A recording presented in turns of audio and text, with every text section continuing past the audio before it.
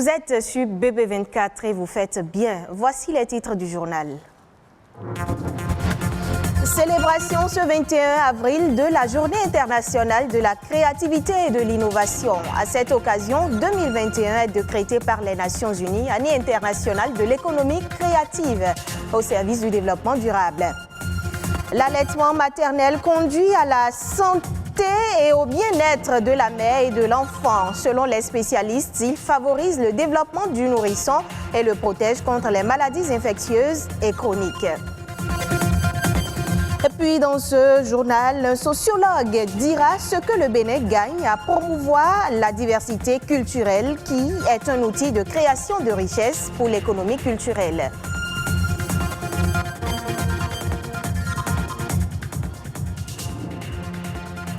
Ce 21 avril se tient la Journée mondiale de la créativité et de l'innovation. Une journée reconnue officiellement il y a 4 ans par l'Organisation des Nations Unies. La créativité et l'innovation constituent des moteurs de croissance et du développement durable. La créativité est un processus qui permet à un individu d'avoir des idées et de les transformer en réalité. C'est ça l'objectif du processus d'innovation. Patrick Adiaboudjou. Depuis plusieurs années, nous utilisons des milliers d'inventions. Le four à micro-ondes, la pénicilline, la dynamite, le papillon adhésif et par exemple au Bénin, le foyer à tigan et le foufou miss. La liste n'est pas exhaustive. Mais qu'est-ce que ces œuvres d'esprit ont-elles de commun? Elles ont tous été découvertes, d'une part à un moment où le monde en avait le plus besoin et d'autre part parce que leurs inventeurs ont su faire preuve de créativité tout en ayant le courage d'innover. C'est en effet pour célébrer et mettre à profit ces facultés essentiellement humaines que depuis 2002, le 21 avril de chaque année marque la Journée mondiale de la créativité et de l'innovation. Cette célébration vise à inciter les gens à libérer leur plein potentiel créatif partout où le besoin se fait sentir et dans tous les domaines d'activité. L'innovation, la créativité et l'entrepreneuriat de masse donnent un nouvel élan à la croissance économique et à la création d'emplois et doivent être encouragés, facilités et soutenus financièrement tant que possible. Investir dans ce domaine équivaut à élargir les possibilités pour tout le monde, y compris les femmes et les jeunes. C'est aussi grâce à la créativité et à l'innovation que nous pourrons apporter des solutions à certains problèmes les plus pressants de notre siècle, comme l'éradication de la pauvreté, de la faim dans le monde et l'atténuation des changements climatiques. L'esprit d'innovation n'a-t-il pas permis de développer en un temps record de nouvelles technologies vaccinales adaptées à la pandémie mondiale de la Covid-19 ? En un an, le génie de la créativité et de l'innovation a permis d'avoir sur le marché une dizaine de vaccins contre le coronavirus. Sans créativité donc, pas de progrès. Et face à une situation problématique, il faut garder à l'esprit que l'idée qui était prise hier pour une folie est peut-être l'innovation de demain. Savez-vous, madame, monsieur, que mettre son bébé au sein dès sa venue au monde sauvegarde la vie de la mère et celle du nourrisson? Eh bien, l'allaitement maternel est un moyen sans égal de fournir une alimentation idéale pour le nourrisson. Mieux, il a des répercussions importantes sur la santé de la mère. Marianne Bossé-Mendé nous en dit davantage. L'allaitement, source de vie pour le nouveau-né. La mise au sein du bébé les minutes qui suivent l'accouchement devrait être systématique selon les professionnels de la santé. Les avantages sont prouvés. Cet allaitement maternel va aider la mère à faire ce que nous appelons une involution utérine. La première cause de décès des femmes à l'accouchement, ce que nous appelons le décès maternel, vous savez, c'est l'hémorragie de la délivrance. La mise au sein précoce peut permettre de lutter contre cette hémorragie de la délivrance. Tout simplement parce que quand nous allons, une fois l'accouchement fait, immédiatement dans l'heure de l'accouchement, si l'enfant est mis au sein, en même temps, il y a un phénomène neuro-hormonal qui se déclenche et il y a sécrétion d'oxytocine qui permet donc d'éviter cette hémorragie de la délivrance. Le simple fait que l'enfant est mis en contact de sa maman, ça lui permet de conserver la température à laquelle l'enfant était déjà dans le ventre et donc on ne crée pas un vide tout de suite après la naissance de l'enfant. L'enfant en poursuivant l'allaitement maternel, c'est que nous favorisons son développement, mais pas seulement le développement de son cerveau. Pour la mère, rien qu'en pratiquant l'allaitement maternel, je vous le dis, c'est que ça lui permet par exemple d'éviter le cancer du sein, le cancer de l'ovaire. En faisant cet allaitement maternel, c'est que la maman est en train donc de créer déjà un lien affectif entre l'enfant et elle. Lien affectif entre la mère et l'enfant, accentué par le colostrum, la sécrétion du premier lait maternel.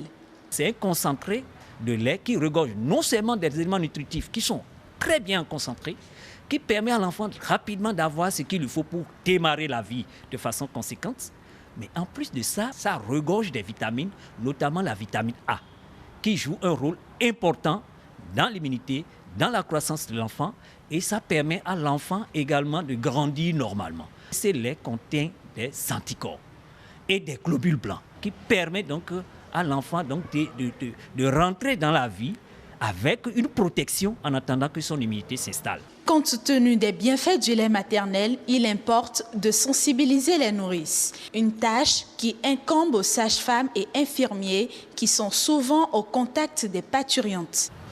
On encourage peut-être à donner le sein, mais on n'assiste pas au fait la femme dans ce processus-là. Lors de nos stages dans les zones rurales, nous avions beaucoup constaté que sur le terrain, cette pratique, ça ne se fait pas. Alors que ça a assez d'importance pour la mère et pour l'enfant. L'allaitement maternel exclusif est requis durant les 6 premiers mois d'existence du nouveau-né.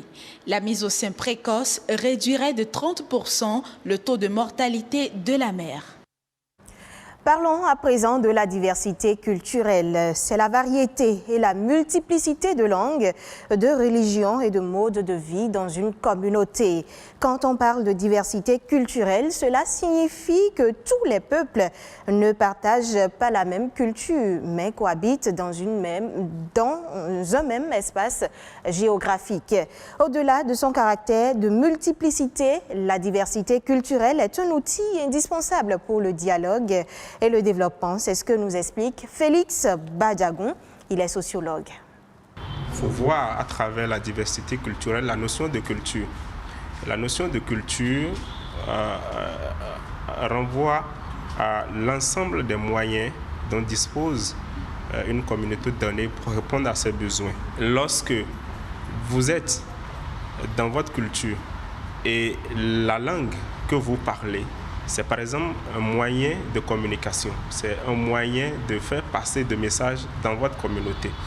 La culture ne renvoie pas qu'à la langue. La culture, c'est aussi la religion.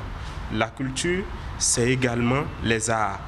Et de ce point de vue, on peut passer par exemple par la langue pour régler un différend qui naît au sein des membres d'une communauté. On peut passer par peut-être les arts pour régler peut-être les différends qui sont nés au sein d'une communauté.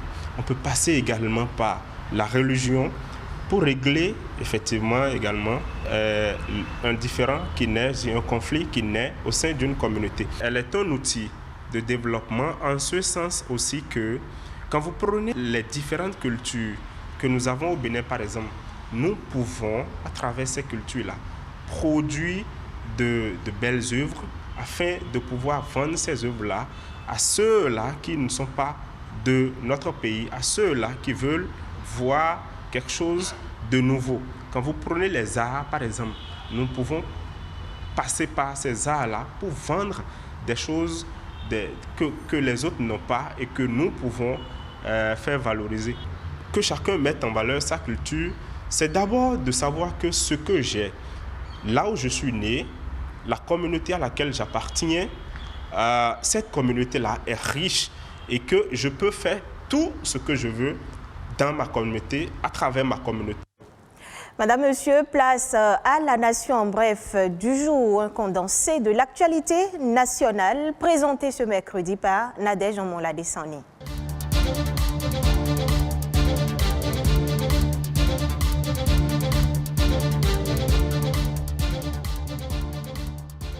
Les sinistrés du marché d'Antokpa ont reçu mardi dernier la visite du ministre de la décentralisation Alassane Seydou. Après avoir apprécié le niveau des dégâts causés par l'incendie survenu le 4 avril, le ministre a rassuré les victimes. Selon l'autorité, c'est un dossier qui préoccupe tout le gouvernement et en particulier son chef. Il a rassuré qu'après l'étude, des mesures adéquates seront prises pour permettre aux usagers de reprendre leurs activités dans de meilleures conditions. Un appui du gouvernement est prévu pour soulager les sinistrés. L'autre visite de travail qui s'est tenue à Dantokba a réuni les directeurs de la Société de gestion des marchés autonomes et de la Société de gestion des déchets et de la salubrité dans le Grand Lukwe. Cette rencontre s'inscrit dans le cadre de la réorganisation de la gestion des déchets dans le dit marché. Les deux directeurs ont échangé sur les actions à mettre en œuvre pour l'assainissement de ce centre commercial international. Le montant des dépôts collectés par les institutions de microfinance au sein de l'Union économique et monétaire ouest-africaine s'est accru en 2020. Cette augmentation, enregistrée en dépit de la crise sanitaire de Covid-19 qui a ralenti les activités économiques, représente 15,3% au terme du dernier rapport de la Banque centrale des États de l'Afrique de l'Ouest. En dehors de la Guinée-Bissau qui a reculé de moins 5,5%, le Mali a enregistré une augmentation de 21,4%. Le Togo, 21,1%. Le Burkina, 18,7%, le Niger, 17,5%, le Bénin, 13,1%, la Côte d'Ivoire, 12,3% et le Sénégal, 11,6%. L'artiste béninoise Angélique Kidjo lance une campagne de sensibilisation sur la préservation de l'environnement. Il s'agit d'un film réalisé avec Yannick Artus Bertrand. Le court-métrage va mettre l'accent sur les bienfaits de la nature et est dénommé Mother Nature. La diva de la musique béninoise entend faire changer la donne en matière de destruction de la nature sans laquelle l'humanité ne pourrait vraiment pas vivre.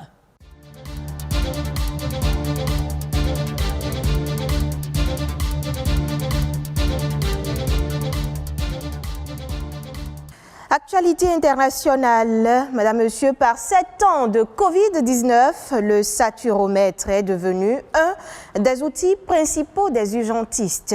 Ce petit instrument médical permet au personnel médical d'évaluer la gravité et l'évolution de l'état de santé d'une personne atteinte de Covid-19 grâce à un saturomètre. Découvrons de quoi il s'agit dans ce reportage réalisé par des confrères du Cameroun. La détresse respiratoire, phase critique du Covid-19, l'étape souvent fatale. Une hantise pour le corps médical, plus que jamais d'alerte pour préserver les patients symptomatiques de ce péril sur les poumons. On observe de plus en plus de nouveaux cas de personnes qui ont des infections sévères et critiques et qui demandent l'usage d'un saturomètre pour contrôler leur saturation en oxygène, mais également pour se rassurer que ces personnes n'ont pas atteint le stade de l'aura cytokinique qui généralement est un stade fatal. Vérifier la saturation, c'est évaluer les fonctions respiratoires. Une surveillance qui se veut assidue chez les personnes les plus fragiles, surtout par ces temps où les variants font rage. Il s'agit d'avoir au minimum 90% de saturation en oxygène. Possible de prendre soi-même ces paramètres à l'aide d'un saturomètre seulement. Il ne faudrait pas attendre d'avoir une saturation basse. Le risque de saturation basse va aussi avec un risque de décompensation.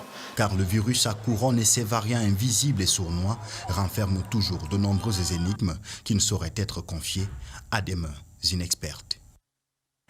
Ainsi va l'actualité ce mercredi 21 avril 2021. Merci pour votre fidélité renouvelée à BB24.